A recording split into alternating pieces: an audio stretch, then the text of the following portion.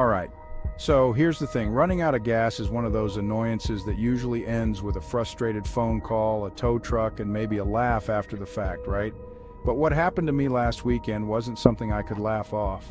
I keep replaying it in my head, trying to figure out where I went wrong.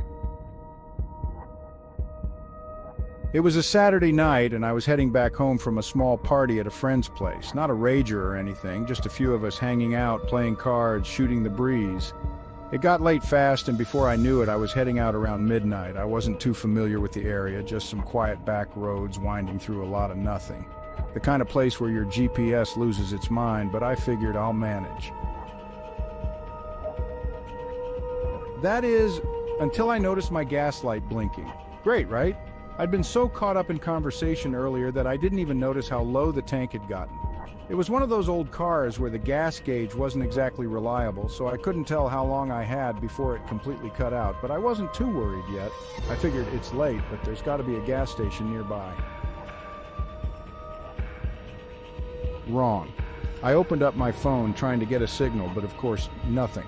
I was in one of those dead zones where you might as well be on another planet. At this point, my mind's racing, thinking about how far I could get on fumes. The road stretched out in front of me, completely empty. No other cars, no lights, just the trees pressing in on both sides. And then it happened.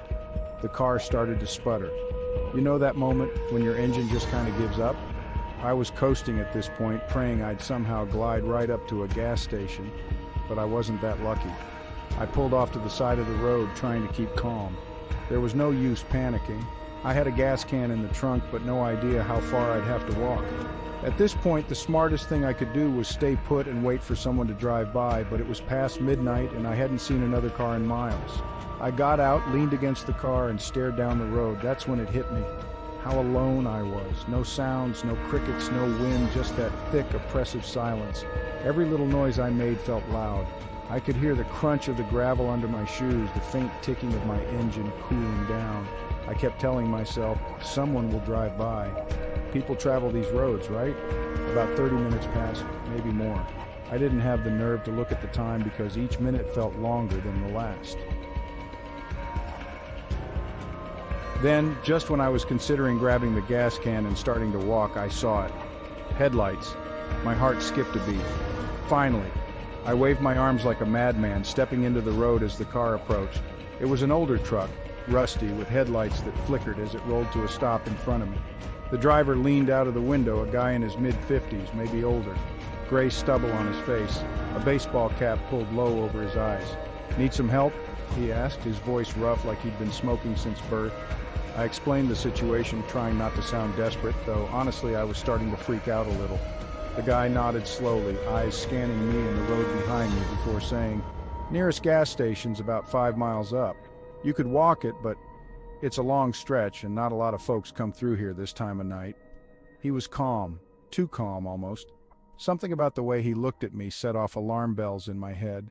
He offered to give me a ride, but everything in my gut screamed, no, I didn't know this guy. Hell, no one knew I was even out here. "Thanks," I said, trying to keep my voice steady, but I think I'll walk. He raised an eyebrow, and for a moment I thought he was going to push the issue. But then he just shrugged. "Suit yourself," he said, putting the truck in gear and driving off into the night. 15 minutes in, I heard it again, an engine. My heart dropped.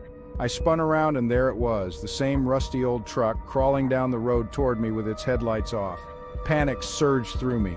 I ducked into the trees, crouching down, trying to stay hidden as the truck rolled by, barely making a sound. It stopped right where I had been walking. I held my breath, heart pounding in my ears. The driver got out. I could hear his boots crunching on the gravel, slow and deliberate. He didn't call out to me, he just stood there listening. The hairs on the back of my neck stood up. He was hunting, waiting for me to make a noise, to reveal myself. I bit down on my lip, praying he wouldn't come closer. After what felt like an eternity, he got back in the truck and drove off, but I didn't move, not for a long time. I was terrified he'd double back again.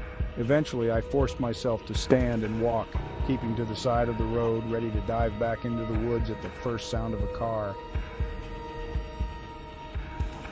Every step felt heavier than the last, but after what felt like hours, I saw it. Faint lights in the distance, the gas station. I almost cried. I stumbled the last few feet to the station, exhausted and paranoid, but relieved. The clerk inside gave me a strange look as I filled up the gas can, probably wondering why I looked like I'd seen a ghost.